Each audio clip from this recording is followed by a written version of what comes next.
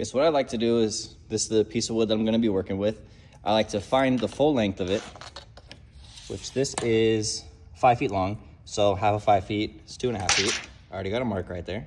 All right, next what I like to do is on said center mark, which is right there, I'll get my marking stick.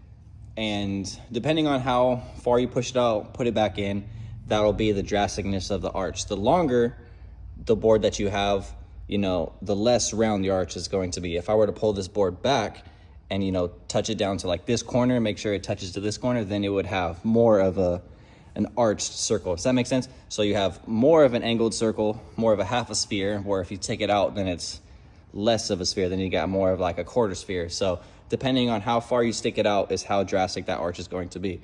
I don't need it to be a full circle. I need it to be more of, just like a drastic arch. And it works out with like gates and other things too as well. So let me go ahead and get this going and I'll show you how that works. Okay, so I got it tacked in. I don't have the screw all the way down because I don't want it to be tight. I want it to be able to pivot. You see that? That is my pivot point. This is going to be my line I'm following. I'm going to start off the corner of this. Once it meets the edge, then I'll follow this corner with my pencil, drag it all the way across until it gets to that corner. Then I'll have my arch cut out. From there, I could see how thick I want it and then follow that line from there. So you don't want it tight. You want to make sure this is able to pivot. And also make sure you got some space underneath you so you're not drilling into your, your floor. Also, make sure you got a sharp pencil when doing this because that actually helps out a lot.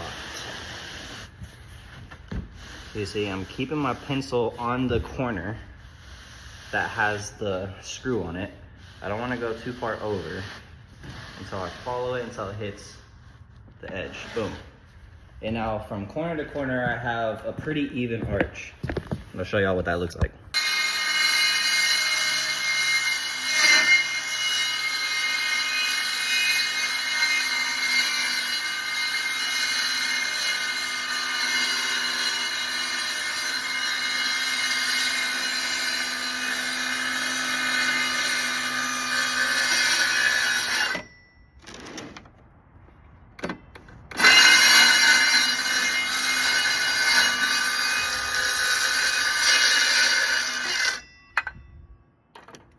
Alright, so for people that say a circular saw can't cut a curve, let's see if we can focus on that. I just did that with my circular saw. Best tip I could give you is pay attention to the depth of your blade. The shallower the depth, the more you're able to carve that blade into making that cut. Yeah, I'll show you when it's finished.